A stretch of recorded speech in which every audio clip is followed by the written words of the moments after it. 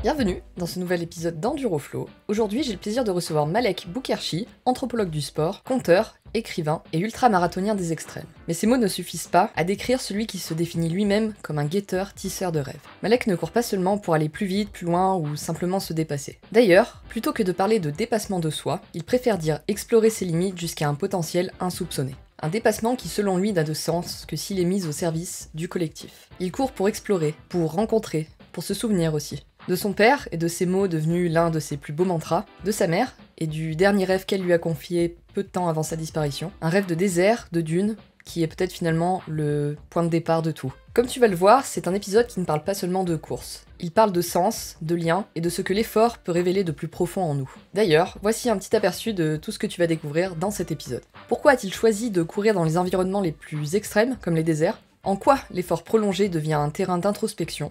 La question existentielle et douloureuse qu'on finit tous par se poser à un moment donné en course comme dans la vie. Comment reconnaître le moment où abandonner est la bonne décision, ce qui différencie une douleur physique isolée d'une douleur globale psychique. Et pour finir, une anecdote autour d'une rencontre qui ne laisse pas indifférent, porteuse d'une vraie leçon d'abnégation, d'audace et de dépassement. Avant de te laisser avec l'épisode du jour, si le podcast te plaît, pense à t'abonner et à laisser une review 5 étoiles sur ta plateforme d'écoute préférée. Et si tu veux un peu plus de contenu exclusif, retour d'expérience et conseils de mes différents invités, je t'invite également à t'abonner au compte Instagram enduroflow-6. Le lien sera également disponible en description. Sans plus de transition, je te laisse apprécier mon entrevue avec Malek Boukherchi.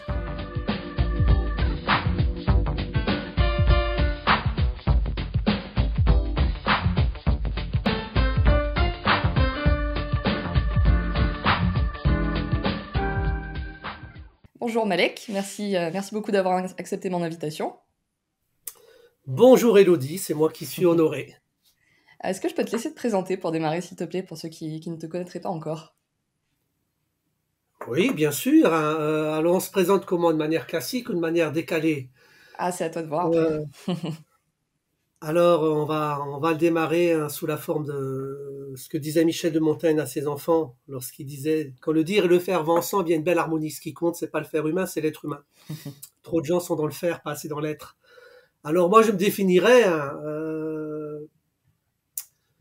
comme un guetteur-tisseur de rêves. Voilà, c'est un terme qui vient du Faso, hein, comme j'ai traversé le pays plusieurs fois et j'ai rencontré là-bas des guetteurs-tisseurs de rêves. J'ai récupéré leur titre.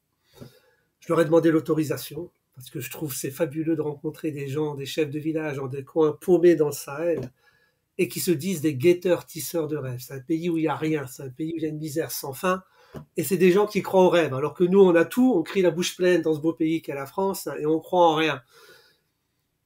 Et je crois que les rêves sont faits pour féconder le réel, rien de tel, hein, plus que jamais, encore plus aujourd'hui. Hein. Donc aujourd'hui, je me définis comme un guetteur-tisseur de rêves. Maintenant, pour donner un peu plus de matière, je suis présent dans 3 domaines d'activité et tout est lié parce que rien ne vaut un rêve pour créer le futur. Un premier domaine d'activité, forcément, je suis anthropologue. Donc études d'anthropologie sociale relationnelle, je travaille sur les résonances. Hein, donc j'ai mon cabinet de recherche. Je suis enseignant, professeur vacataire. Hein, et conférencier où je travaille sur les dynamiques relationnelles, la capacité à vibrer, à faire ensemble, à agir ensemble, à entrer dans des résonances collectives. Hein. Donc je travaille sur les synergies. L'anthropologue n'est rien sans le philo-conteur, hein, parce que je suis spécialisé également à travers la vie, à travers les rencontres, à travers également la vie personnelle, maman en particulier. Hein. Donc j'ai fait des études de philosophie spécialisées hein, sur les récits, les mythes et les méta-récits. Je crois beaucoup aux histoires. Donc j'adore raconter des histoires et quand il s'agit de transmettre un message, peut-être on aura l'occasion, je ne sais pas. J'aime utiliser les histoires parce que tout est histoire tout simplement depuis l'aube des temps. Ça s'appelait des aèdes jadis, des poètes conteurs. Hein. On était capable de transmettre par l'histoire et face à une histoire on n'est jamais contre, on la reçoit, elle te traverse. Et je crois que plus que jamais on a besoin pour pouvoir embarquer, fédérer, mobiliser. Plus que jamais dans un monde troublé, troublant, il s'agit de faire appel au récit, aux épanchements du cœur, aux lueurs des chandelles, aux frissons des invisibles, hein, aux récits qui veillent, éveillent, émerveillent. Hein, et ça, c'est un de mes créneaux, dans cette capacité à dire, à utiliser la mélodie des sons et la mélopée des mots. Hein. Donc ça aussi, c'est extrêmement consubstantiel, tout est complémentaire entre l'anthropologie du lien et le philo-conte. Hein. Et pour réviser tout ça, hein, alors à mes côtés, donc on va y venir hein, sur notre sujet qui nous incombe, hein, pour réviser tout ça, eh ben, je traverse les déserts en courant. Donc, je suis ultra-marathonien d'extrême. Donc, on est une petite communauté de 700 dans le monde, hein, à être capable de faire des chevauchées fantastiques de 400 km minimum. C'est les courses les plus courtes. On alterne marche et course et on est capable de monter aujourd'hui jusqu'à 2000 km. Hein. Les endroits les plus extrêmes, en ce qui me concerne, ce sont les déserts. Donc, on fait du 80-100 km jour. On est peu nombreux parce qu'on fonctionne à l'ancienne, à savoir, c'est dans la charte, encore aujourd'hui. Je crois qu'on est un des rares sports aventure laconiques. Laconique, ça veut dire on est déconnecté de tout. On n'a pas de balise, on n'a pas de téléphone satellitaire, on n'a pas de GPS. On est vraiment livré à soi-même hein, dans la traversée. Hein. Lorsqu'on prépare ces traversées, peut-être on aura l'occasion d'en parler. Hein. Et on fonctionne à l'ancienne balise, boussole, carte du désert, boussole. Et tu te laisses happer par ces maisons aux parois de néant, un exil pour le corps, une véritable patrie pour l'esprit. Et donc t'imagines bien quand tu fais 80-100 km jour pendant 20 jours, 30 jours, 40 jours, ça dépend des courses. Ce qui me permet de tenir au-delà de la contemplation des paysages les plus beaux qui soient, c'est aussi les histoires. Elles me guident, elles m'animent, mais des fois je révise pour pouvoir tenir et faire face à la douleur inhérente, mais la douleur est sublimée par la longueur du chemin et par la beauté des paysages. Donc voilà à peu près les trois grands univers qui m'animent et qui me permettent alors de toucher différents publics sur différentes résonances hein, et qui permet de magnifier tout simplement la vie parce que c'est une chance de pouvoir traverser des endroits aussi improbables hein, dans toutes les latitudes et dans toutes les longitudes. Hein. Déserts de haute altitude, déserts chauds, déserts de sable, déserts froids. Bref, la vie dans toute sa splendeur et dans toute sa saveur. Ok, justement, en parlant d'histoire, toi, c'est quoi un petit peu ton histoire avec le sport et qu'est-ce qui fait que tu t'es pris de passion justement pour la course à pied, pour l'ultra-endurance? Ouais, alors, déjà peut-être précautions oratoires. C'est intéressant avec l'actualité politique en France. Hein. Je crois qu'on devrait, parce qu'aujourd'hui je travaille beaucoup avec les jeunes pour les mobiliser et travailler sur cette dimension physique, physiologique qu'est le corps en mouvement. Plus que jamais, on a besoin d'être en mouvement. Parce qu'on est rentré dans une civilisation assise. C'est le drame, c'est comme là, on est assis. Les corps sont à l'arrêt. On a besoin d'avoir de corps en mouvement. Alors, la notion de sport, moi, je l'accueille et je l'accepte à partir du moment où on y adjoint deux grandes qualités remarquables. Hein. Nos contraintes, aucune contrainte, hein, et le plaisir qui va avec. Parce que normalement, le sport, en anthropologie sportive, on parle de sport quand il y a 4 dimensions. La dimension motrice, elle est présente dans l'activité physique. Moi, je préfère parler d'activité physique pour pouvoir inciter un maximum de gens à y aller. Le sport, ça peut faire peur parce que quand tu dis sport, il y a la dimension motrice. Il faut qu'il y ait la dimension compétitive, compétition. Peut-être j'ai pas envie de faire de la compète. J'ai envie de marcher, j'ai envie d'aller courir pour me faire plaisir. J'ai pas envie d'aller faire une compète avec les autres pour jouer à la performance. La dimension codification, il y a des règles à respecter, et dimension institutionnalisation, je dois m'inscrire dans un club, dans une fédération, je dois être chapeauté par une contrainte. Tout ça fait qu'il y a sport. Or, je crois qu'aujourd'hui, on devrait parler plutôt d'activité physique, ce qui permet d'ouvrir les débats, ce qui permet d'ouvrir les possibles, et ce qui permet donc de pouvoir inciter les gens à aller se mettre en mouvement, parce que la clé, elle est là. Et en ce qui me concerne, le sport, l'activité physique a toujours été présent, parce que moi j'ai grandi en Alsace, dans un quartier compliqué, un quartier de bitume, un quartier où le seul horizon c'était les barres d'acier qui s'élevaient vers les eaux, vers les cieux. Et j'étais pas du tout attiré par la course à pied, loin de là. La course à pied c'est ingrat. Hein. Je mets quiconque au défi de me dire, quand tu démarres à courir la première fois, ouais, chouette, génial, c'est un immense plaisir, un trip. Non, c'est ingrat à courir, il n'y a aucun plaisir, il n'y a aucune joie à courir à pied. Et aucun jeune ne va aller courir à pied. Quand tu parles d'activité physique ou de sport, d'abord les premiers sports, c'est des sports ludiques, des sports à explosion. Le foot, le volley, le hand, le basket, ça peut être le surf, pour ceux qui sont en bord de mer, bref. Des sports joie. Et moi, j'ai grandi dans un quartier où le sport roi, c'est le ballon rond. Donc moi, mon ADN, c'est le foot. Donc il y a une dimension, bien sûr, course à pied, mais la course à pied, c'est pas la dimension la plus importante. Dans le foot, c'est ludique, il y a du jeu, il y a de la place, il y a de la stratégie, il y a du mouvement. Et j'ai joué au foot parce que ce n'était pas un choix. Papa était très intelligent. À cette époque, il a fait preuve d'intelligence situationnelle. Il avait compris que dans le quartier où j'ai grandi, si tu sais pas jouer du ballon rond, t'es pas crédible sur le plan des relations sociales. T'es le vilain petit canard. Donc il fallait savoir taper du ballon rond. Et donc il m'a inscrit au foot à l'âge de 4 ans. Et donc j'ai joué longtemps. Au début, j'avais aucun plaisir et progressivement, j'ai pris beaucoup de plaisir parce que j'ai rencontré des gens extraordinaires. J'ai eu des éducateurs de quartier fabuleux qui nous ont donné toute la dimension visible et invisible du football, là, que le but du foot, c'est pas le foot, c'est pas pas le but, c'est la passe. On était déjà dans la relation d'aide. C'est pour ça après j'ai fait des études d'anthropologie sociale parce que le foot c'est une école de la vie. Hein. J'avais un éducateur qui était fascinant pour ça, hein, qui nous a fait prendre conscience de l'intérêt du collectif, de l'intérêt du solidaire. Et j'ai joué longtemps, jusqu'à mes 28 ans, et après on m'a dit que j'étais vieux, parce qu'à l'époque on était vieux à 28 ans au foot, ce qui n'est pas le cas aujourd'hui. Et comme j'ai pris le pli d'une activité physique corporelle avec une activité cérébrale, et je ne conçois pas encore aujourd'hui qu'il n'y ait pas un minimum d'équilibre entre le corps, le cœur et l'âme, et qu'il s'agit d'être toujours en mouvement, la seule solution que j'ai trouvée alors quand j'étais à Lyon, après mes études, c'était l'achat d'une paire de baskets. Parce que quand tu joues au foot, tu cours à peu près 10 km dans un stade, mais tu les vois pas. Mais je t'avouerai, quand tu bascules de la pratique ludique footballistique à la pratique isolée de l'asphalte, il n'y a aucun plaisir. J'ai acheté une paire de baskets, je me rappelle, quand j'étais à Lyon, en 97. Et pendant un an, j'ai rien couru. Elle était là, bien exposée, au couloir. Mais je trouvais 15 000 excuses pour pas y aller. Hein. Trop chaud, trop froid, c'est pas le moment, je suis fatigué, j'ai pas envie. Je trouvais 15 000 excuses pour pas aller courir parce que je voyais que courir, il n'y avait pas de plaisir. Purée, merde, le corps est en mouvement, il n'y a pas... Et la chance, ou bien il n'y a pas de hasard, il y a que des rendez-vous. J'ai un pote, son père est coach d'athlétisme, hein, et il organisait les 10 km de Lyon.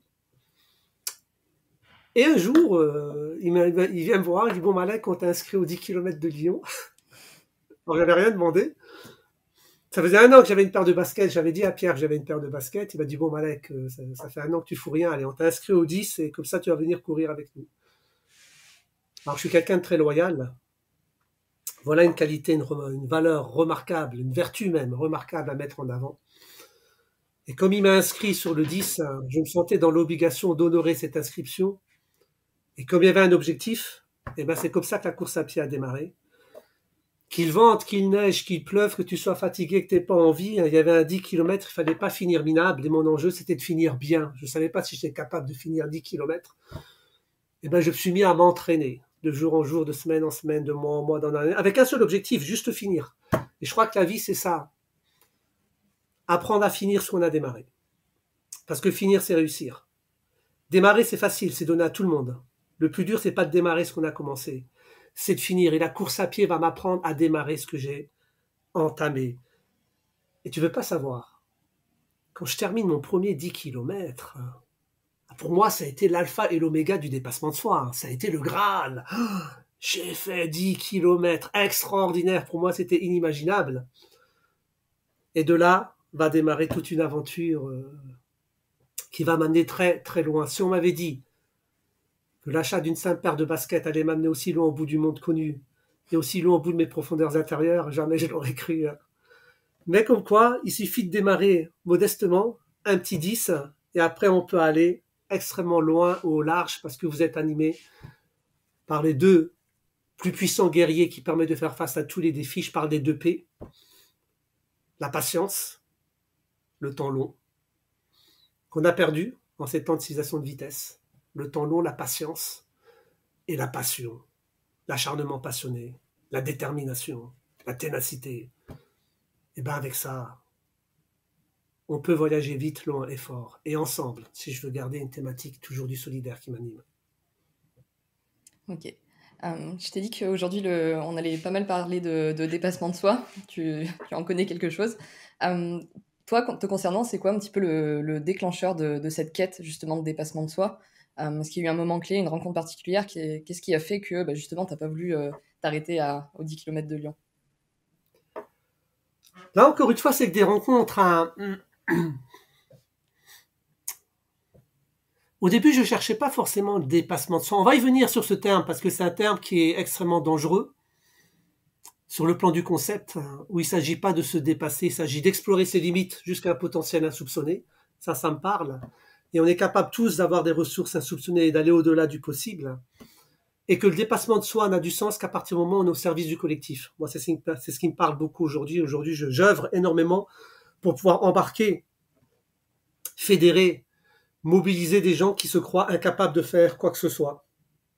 Et là, la question qui se pose, c'est comment on bascule du dépassement de soi à l'accomplissement du nous, de la solitude des énergies à la synergie des attitudes.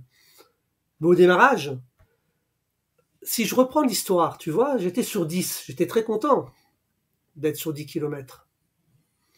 Mais le 10 km, c'est un sprint rapide. Tu cours derrière un chrono. Après, ça va vite, ça va très très vite. T'es jeune, on te dit que tu peux aller beaucoup plus vite, et donc j'ai commencé à courir derrière un chrono, c'est un sprint rapide. Après, jusqu'au jour où tu te dis à quoi ça sert de courir derrière un chrono, tu as le temps de voir personne. Moi, je ne conçois l'activité physique que comme une ode à la rencontre humaine. Le foot, c'est dans un club, tu rencontres plein de gens, tu partages. Et je me rappelle,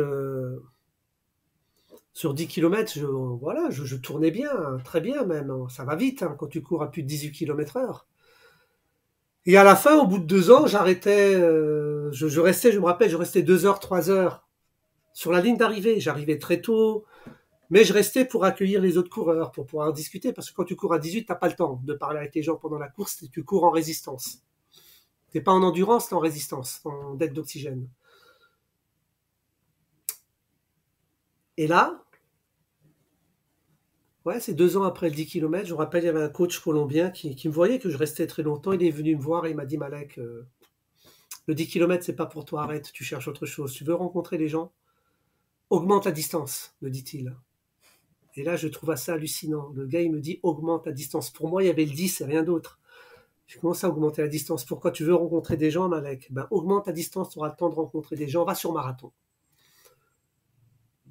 Si Pablo n'était pas là, moi qui suis natif d'un quartier, le marathon, c'est pas dans notre culture. Et là, j'ai un gars qui m'offre sur plateau le marathon. J'en avais entendu parler, c'était quelque chose d'inaccessible. Et il me dit, arrête le 10, va sur marathon. Là, déjà, je touche à quelque chose d'inaccessible. Basculer du 10 à 42 km 195. Waouh, c'est possible. Il dit, bien sûr, Malek, c'est possible. Ton enjeu, c'est juste finir. Eh ben, j'y vais. La question se pose pas. En plus, 42 km, là, tu as le temps de rencontrer des gens sur 42 km. C'est pas le 10 où ça va vite. Et j'y vais. Et là aussi, là, on touche alors à l'alpha, à l'oméga du dépassement de soi. Quand tu fais ton premier marathon à Paris, 42 km, ça a été pour moi une sorte de Graal, ça a été un accomplissement, ça a été une sorte d'achèvement fabuleux, fascinant, j'étais tellement heureux.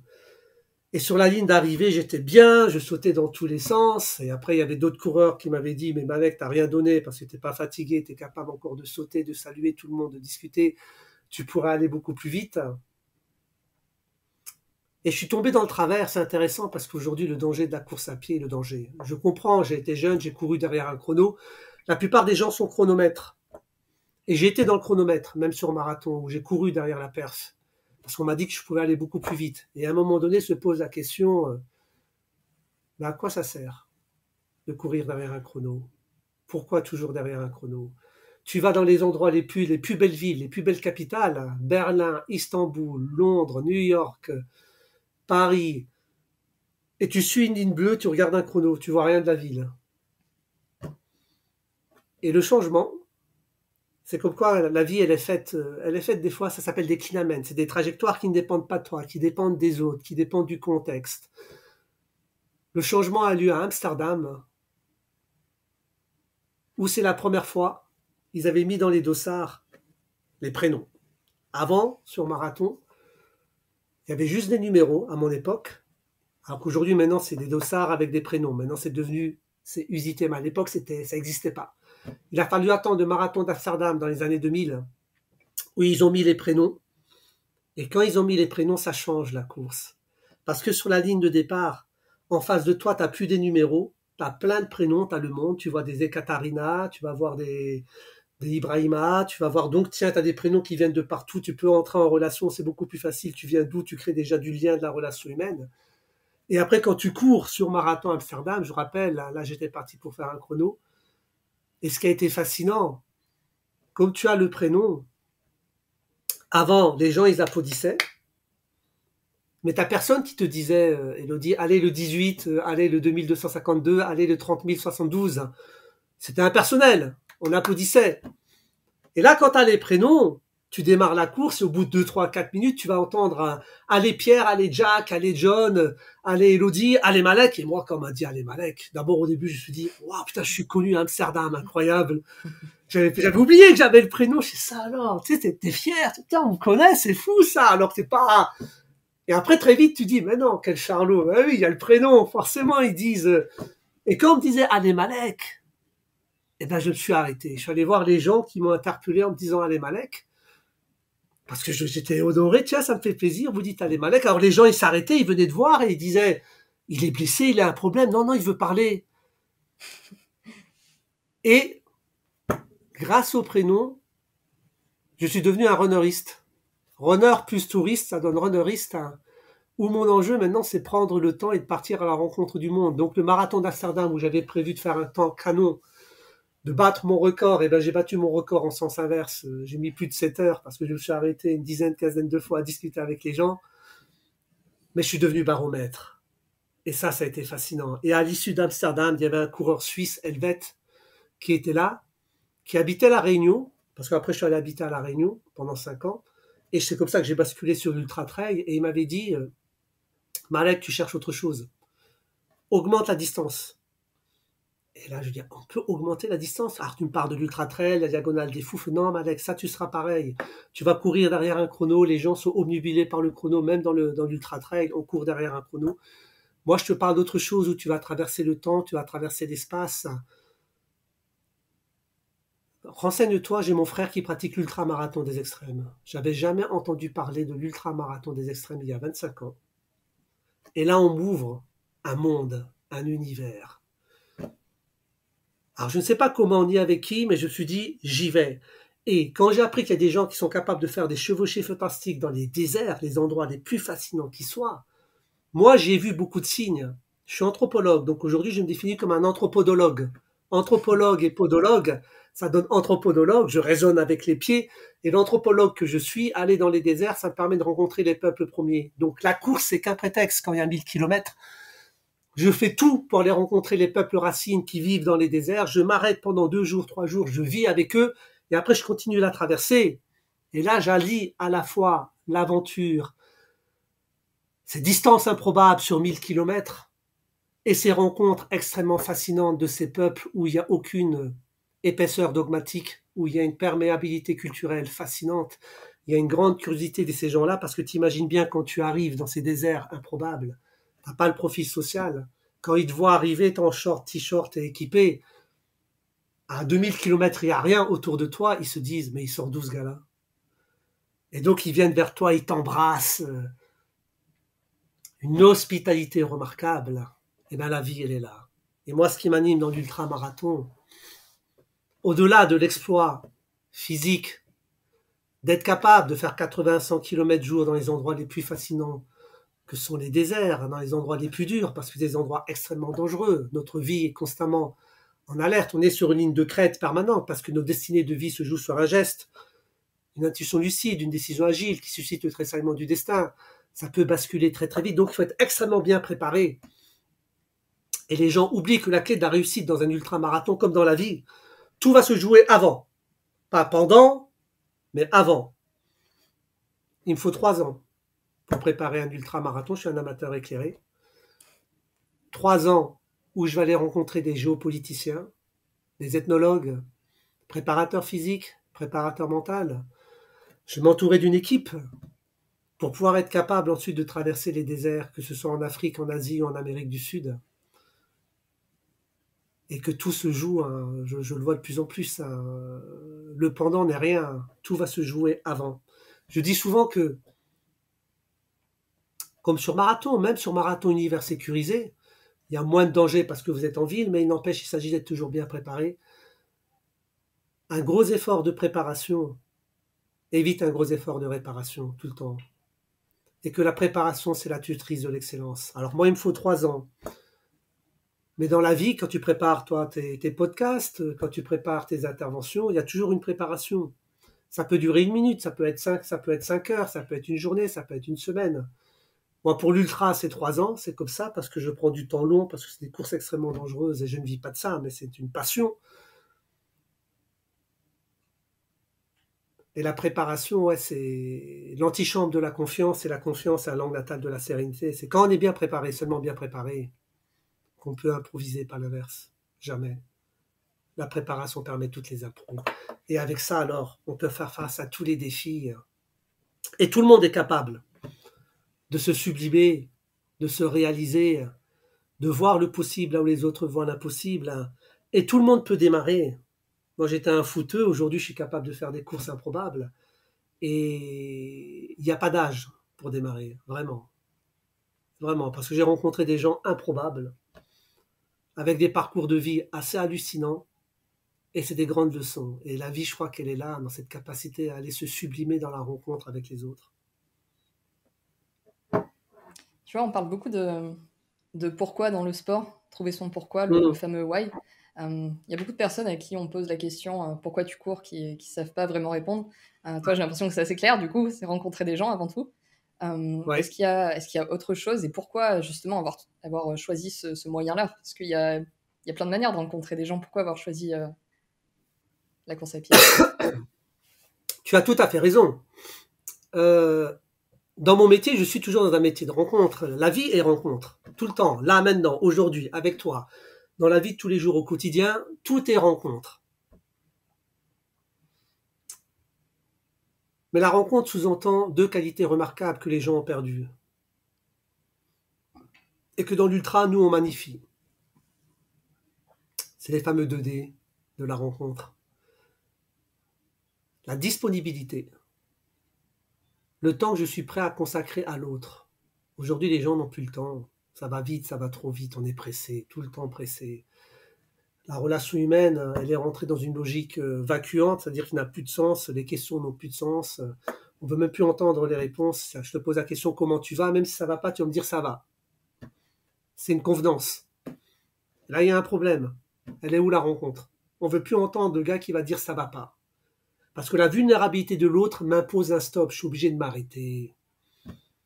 Non seulement il s'agit d'être disponible, mais disposition, l'état d'esprit, dans quel état d'esprit je suis pour aller à la rencontre de l'autre.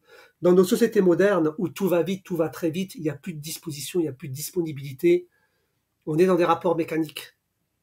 Mais je fais tout pour être dans la rencontre.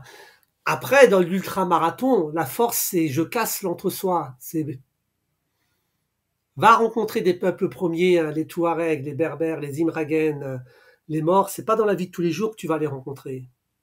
Par contre, l'ultra, une paire de baskets, aller dans les déserts, me permet d'aller à la rencontre de ces peuples improbables qui ont des leçons de vie à nous donner. Et je trouve ça extraordinaire, parce que ça me permet de toucher à l'essentiel inaperçu. Alors ici, dans la vie, je fais des rencontres fabuleuses, mais là-bas, dans le désert, la rencontre, elle est encore magnifiée, parce qu'on est dans des endroits extrêmement de souffrance, et la souffrance crée des liens de solidarité organique encore beaucoup plus puissantes. Et les gens t'accueillent dans toute leur simplicité et dans toute leur sublime gratuité que tu n'as pas dans nos sociétés modernes. Et donc ça m'anime. Ouais, c'est des rencontres hors du temps, c'est des rencontres atemporelles, c'est des rencontres intemporelles. Quand tu es capable de t'arrêter dans ces endroits là-bas, tu n'as même pas besoin de parler leur langue. C'est une grande leçon, tout dans le cœur, tout dans le geste, tout dans la parole. Et ils ont des leçons, tu sais. La dernière fois, là, je reviens d'une expédition. Je suis parti 6 jours pour une traversée dans le Maroc, dans le désert sud-marocain, en plein cœur du désert. Il y a des peuples premiers, ça s'appelle donc les Berbères Chleuh. J'ai toujours ma carte et ma boussole, mais ce qui est fascinant, c'est quand tu vas les voir, tu arrives de nulle part, tu vois qu'il n'y a rien autour de toi, ils se disent mais d'où il sort ce gars-là, parce que j'ai pas le profil social. Donc ils hallucinent, forcément, ils disent mais il sort d'où? Parce qu'il n'y a pas. Les gens, quand ils traversent aujourd'hui, tu as des 4x4, tu as des voitures, ils sont en groupe, moi tu es tout seul.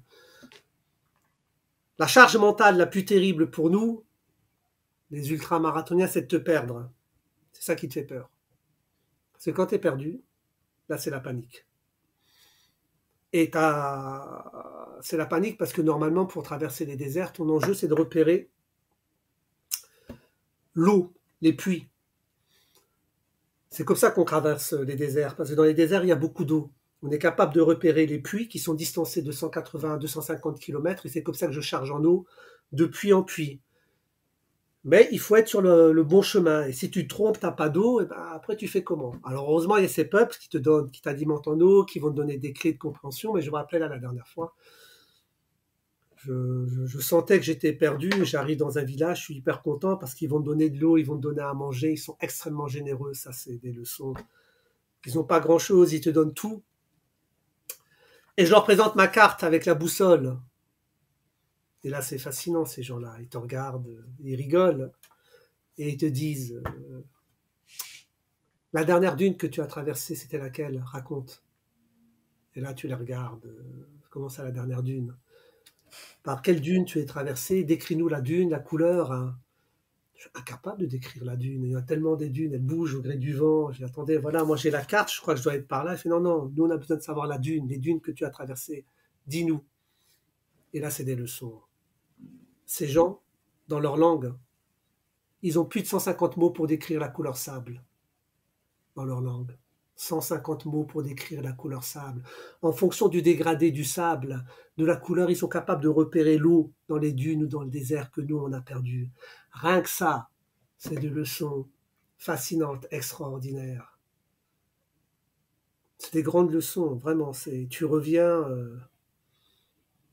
on se targue d'être des sociétés modernes, mais je crois qu'il est bon de savoir faire preuve extrêmement d'humilité par rapport à des peuples qui, depuis l'aube des temps, sont vraiment connectés aux forces invisibles, telluriques et aux forces célestielles, et qui sont capables, eux, vraiment de décrire ce qui se joue de manière réelle ou irréelle. Et rien que pour ça, tu vois, l'ultra-marathon des extrêmes me donne des leçons permanentes, et quand tu reviens,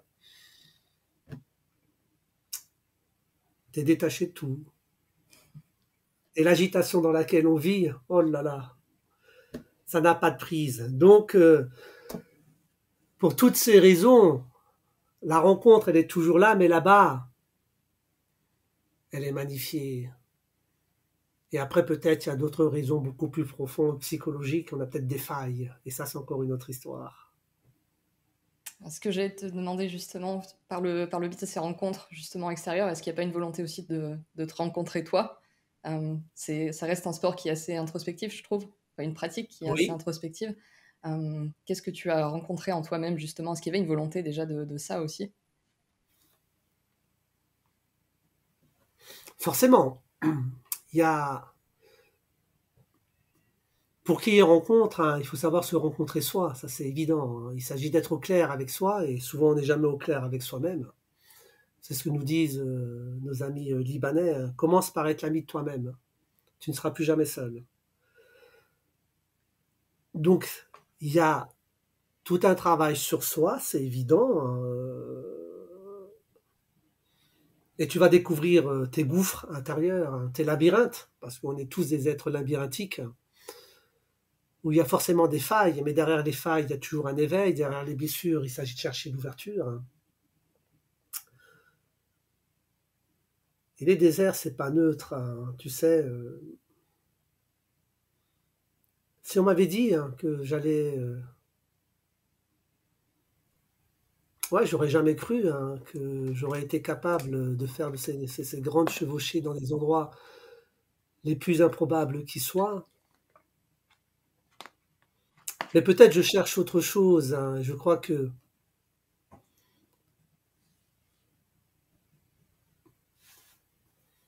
comment dire, c'est pas neutre, je pense, les déserts. Je cherche autre chose. Au-delà des peuples premiers, au-delà de soi, il y a toujours une cause primordiale. Hein, Tu sais que laquelle? peut-être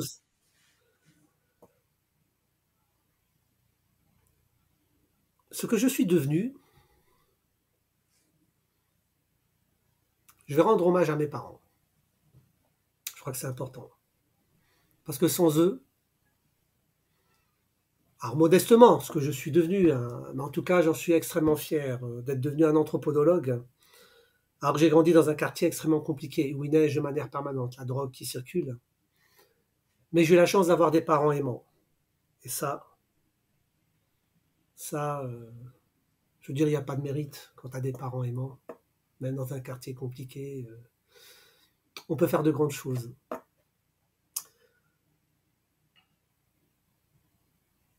Moi, je me rappelle, je rends hommage à papa et à maman parce que c'est eux qui m'ont permis. On va faire le lien pourquoi je cours dans les déserts. Ça vient de là. Maintenant, avec du recul, certainement, il y a une part d'invisible.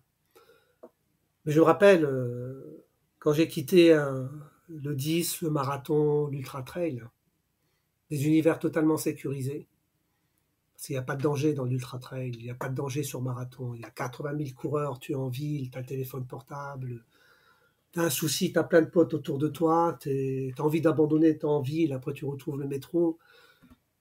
Dans le désert, non, tu es tout seul. Hein. On est 10 à partir. Et si tu as un souci, il faut faire en sorte qu'il n'y ait pas de souci. D'où l'enjeu d'être bien préparé. Je me rappelle, quand j'ai décidé, quand on m'a dit Malek, va sur l'ultramarathon des extrêmes, je me suis senti dans l'obligation d'aller voir papa pour avoir son autorisation. Parce que tu quittes un univers sécurisé pour un univers totalement insécurisé. Et tu peux être happé par la mort. Et je me suis dit que rien de plus terrible que pour un père que de perdre son fils avant lui. C'est pas normal dans l'ordre chronologique des choses. Que le père parte avant le fils, c'est normal, mais que le fils parte avant le père, non. Et je voulais rassurer papa que si un jour je pars et il n'a plus de nouvelles, il n'a plus de mes nouvelles pendant plus d'un mois, 2 mois, c'est pas que j'ai rompu les ponts, c'est que le désert m'aura happé, mais c'est un choix, parce que j'ai décidé d'y aller. C'est une volonté, c'est une envie.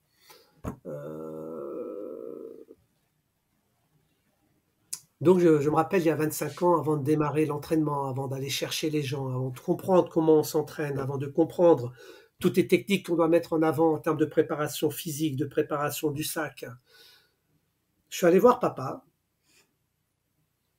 pour lui dire que j'allais courir dans les déserts, dans des grandes chevauchées fantastiques de 80-100 km jour.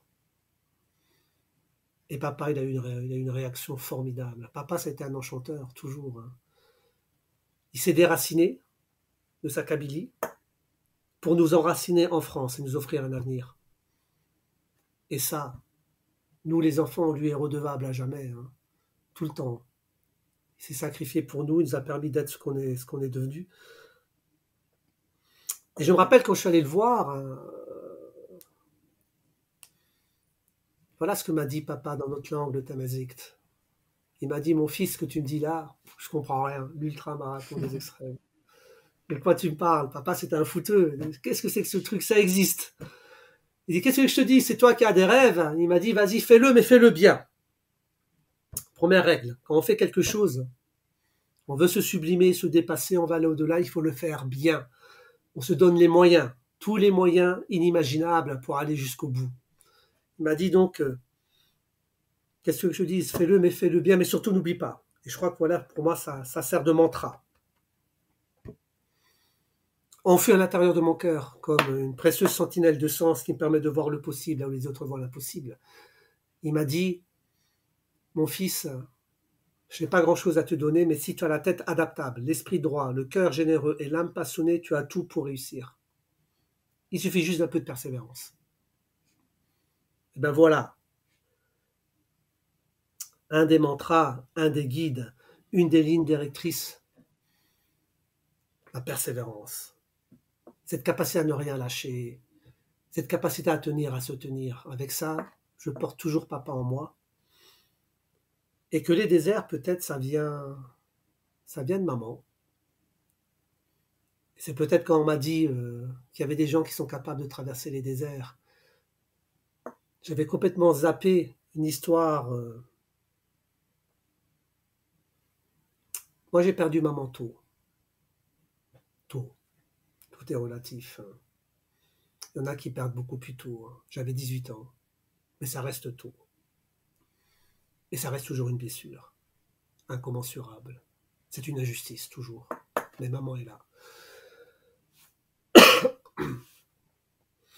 Et maman, c'était une conteuse. On n'avait pas la télé, c'est elle qui nous racontait des histoires. Ça vient de là, peut-être, la narration. C'est la maladie qui l'a emportée. On n'a jamais su pourquoi. Et je me rappelle, 1 an avant qu'elle ne parte, donc elle était souffrante, c'était un dimanche en terre alsacienne. Elle m'appelle un matin et elle me dit, une des rares fois, parce qu'à la fin elle avait du mal à parler, elle était complètement alitée, mais elle me dit, tiens mon fils, j'ai fait un rêve, il faut que je te le raconte. Et moi je crois beaucoup aux rêves et des messages. Alors j'étais très heureux parce que enfin maman va me raconter un rêve, quelque chose, j'ai trouvé ça génial.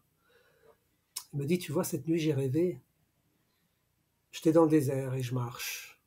Ah bon, t'es dans le désert? Alors, maman, c'était une fille de village, une fille, on est de la Kabylie, on est des bergers de la montagne.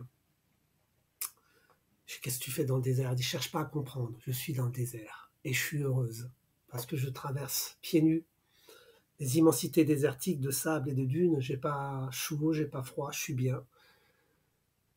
Tu peux pas savoir que ça fait du bien de sentir le soleil et le sable sous mes pieds. Et je suis en bonne santé. Elle me dit, je traverse facilement. Et quand il y a des dunes, j'ai même pas besoin de les grimper, me dit-elle. Quand je suis face à une grande dune, il y a une porte qui s'ouvre. Et je rentre dans la dune, me dit-elle. J'ai dit, alors, tu rentres dans la dune? Et, eh ben, je rentre dans la dune, ça s'éclaire à l'intérieur, il y a des étoiles. Et après, la porte s'ouvre de l'autre côté et je retraverse. Et donc, c'est comme ça que je traverse les dunes. Je reste toujours tout droit, je traverse et des portes qui s'ouvrent. Elle me dit, tu peux pas savoir comme j'étais heureuse. Et à un moment donné, j'entre dans une dune. La porte s'ouvre, me dit-elle. Et elle se referme. Et l'autre porte ne s'ouvre pas et je suis coincé. Elle me dit, j'ai peur. Et là, j'appelle. J'ai dit, t'appelles, tu fais quoi? Elle fait, ben Malek, je suis bloqué, mais je t'appelle. Viens me chercher. Et je me réveille. C'est le dernier rêve que maman m'a raconté avant qu'elle ne parte. Et quand il y a un gars, le Suisse, qui me dit, il y a 25 ans, qu'il y a des gens qui sont capables de traverser les dunes et les sables sur des grandes distances, quand je suis à Amsterdam, je me reconnecte avec ce rêve enfui au plus profond des limbes de ma mémoire et je me dis, tiens, c'est peut-être l'occasion d'aller retrouver maman dans les sables et dans les déserts, et que peut-être il y a une cause inconsciente, au-delà de la rencontre des peuples premiers. Je sais que je me reconnecte avec maman. Et ça n'a pas de prix. Bah écoute, je te remercie beaucoup pour ce partage. Est-ce que cette quête de sens, t'as toujours réussi à la garder avec toi? Ou est-ce que ça t'est déjà arrivé de vivre des échecs, entre guillemets, de te retrouver pendant une traversée et d'oublier un petit peu pourquoi tu fais ça, de te dire en fait à quoi ça rime, pourquoi je fais ça? Ou est-ce que t'as toujours réussi à garder cette ligne directrice?